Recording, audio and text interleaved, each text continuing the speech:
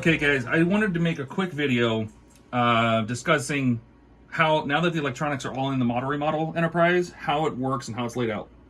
Real quick. So the Arduino Uno that controls the saucer sits here. This is built on the two mounts that I created in 3D with Francisco, who's filming. Say hi. Hello. And one MOSFET. This MOSFET's the main power coming in, goes through the MOSFET. The junction for main power is pulled off before the MOSFET, but this is what feeds power to everything, and the back side of the MOSFET controls the lighting. The lighting does include a strip of LED filament that I ran around the outside of the saucer just to fill in at the edge windows. So this runs all the way around. There's five segments of this, and that's just connected to the same MOSFET, so it can be dimmed. The speakers are in here, and the MP3 player, the DF Player Mini, that plays the audio, is here. And I think that's about it. I did add a cord. It's documented. This is to, if I need to reprogram the Uno, I can. And then that's just plugged into an elbow joint, a 90-degree joint here. I put that in the area where we're going to have magnets, because obviously I'm not going to be putting in the stock battery boxes, which would go here and here. Those will be under magnetic covers when we get to the end of the ship. So those can be pulled off, and I can get to this cord. I can get to the DF card. That's why I designed it that way, so I can get to those things. So this is the Bluetooth adapter. This is an HC05 Bluetooth adapter. This connects to the saucer, this connects the saucer to the star drive. This is how they talk to each other. There's a serial communication that this one talks to the one that's in the star drive, which we'll get to here in a second. And they are configured to pair to each other on power up, so you don't have to do anything. So as we pan back, this is the main power lead. This will be connected through the hole. Will be a hole in this panel. One of the final panels we get for the saucer that sits here, the docking panel. There's a hole in it. So this cable will go through that hole, down through a barrel junction, so I can disconnect it, and into the top of the neck, which obviously is just where the battery compartment used to be. Comes down through the neck and into the star drive. There's a little Chaos in here, but this is all on purpose. The Chaos has a Arduino Nano in it. It's mounted on another 3D printed plate that I made. And that has 3 MOSFETs, one for the nacelle Bassards, one for the nacelle Warp Girls, and then there's one hiding right in there. I don't know if you can see it. That's for the lower windows. That's for the windows of this whole section. You can see the feeds coming off for each of the nacelles. That's 26 gauge ribbon wire. Honestly, you could use much thinner wire if you wanted to. I just needed to find a gap that I could run it through and it wouldn't cause a problem. You don't have to use something this thin or this thick, but it does have room. It runs to the nacelles. Obviously we don't have the starboard nacelle yet. That comes in the last few issues of build, but the port nacelle is hardwired and on. Inside here you can see this is the let me start this side. This is the HC05 that pairs to the saucer. So this is the other side of that Bluetooth connection I mentioned earlier. On this side is the HM10 Bluetooth, because this is BLE or Bluetooth low energy. This is what your phone would connect to through the app. So that's how the app talks to it. What else is in here? That's pretty much it. There's nothing else kind of crazy in here. This is the main power. It does come out through the display stand opening. So I just feed it 5 volts. When it's fully running, it takes about 2.5 total during demo sequence. I don't have the rest of I still have some lights, I think. Oh, the other nacelle. The other nacelle will take some power. So it'll probably be about 2.5 amps at 5 volts. I did pre-wire. It's a tiny SMD LED. This is for the beacon that's going to be in this lower panel. So I'll drill a hole, and that beacon sits right about there. And it is synced with all of them. They all sync together.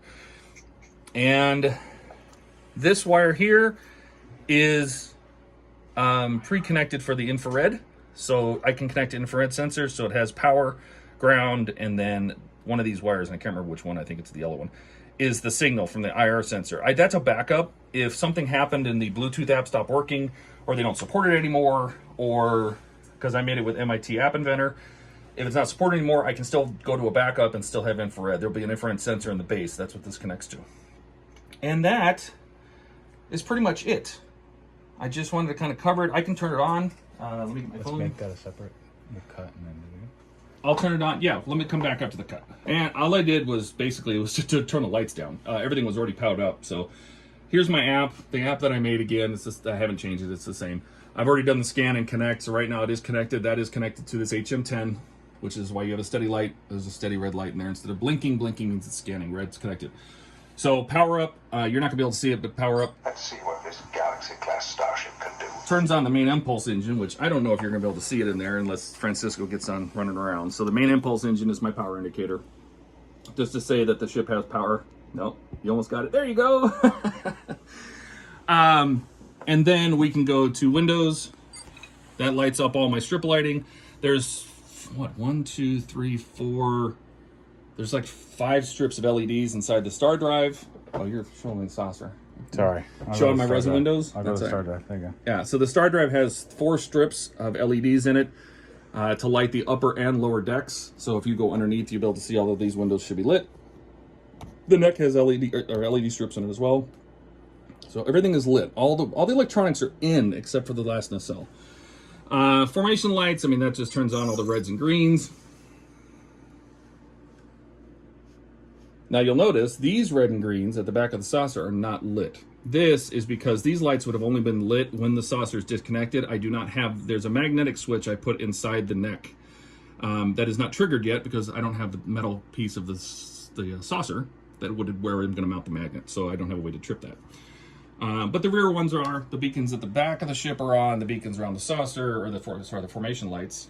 Those are on. You'll notice the neck formation lights here, the red and greens at the corner of the Cobra head, those are not lit. Again, those would be paired to these. So when these docking lights come on, these docking lights will come on.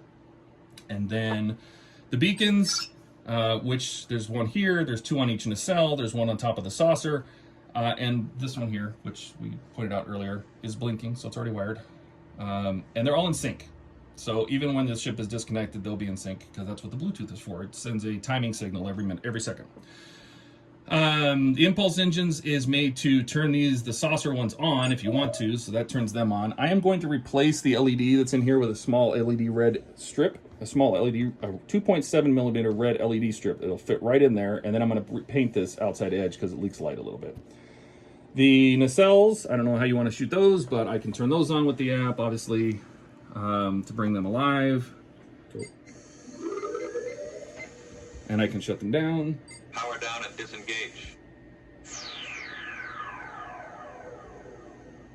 And we can bring them back up. And the torpedoes, I mean, that's pretty much the last lights, is the torpedo launchers, which is paired to the one at the rear. I added one at the rear, so when we fire the torpedo, we still get that. So, and the rest is sounds. I added phasers. Raise all shields. It doesn't, there's no animation or lights for this. It's just a sound. And red alert. Red alert. Battle stations. They're just audio files that I have, and then some ambient sounds and such. You got the Bassies. So this is the Bassies deflector dish, which is a modification I did. I painted this inside yellow, the same color as the necks of the nacelles. And then these are 2 3D printed parts that I put, that's 2.7 millimeter LED strip, COB strip is inside of there to light that up. So that's how all the electronics work. I'm done with the electronics. There's nothing else to do except finish building the ship. And it's pulling, what does it say, 1.825. I'll do the demo because that'll turn, well, everything's on. The demo plays the theme song, and I don't want YouTube to get mad. So that's it. I just wanted to give an overview before I start covering all this up with the body panels, because that's the next stage, is to start covering the bottom of the rest of the saucer and start covering the bottom of the star drive. So I just wanted to share how it all works. Thanks, everybody.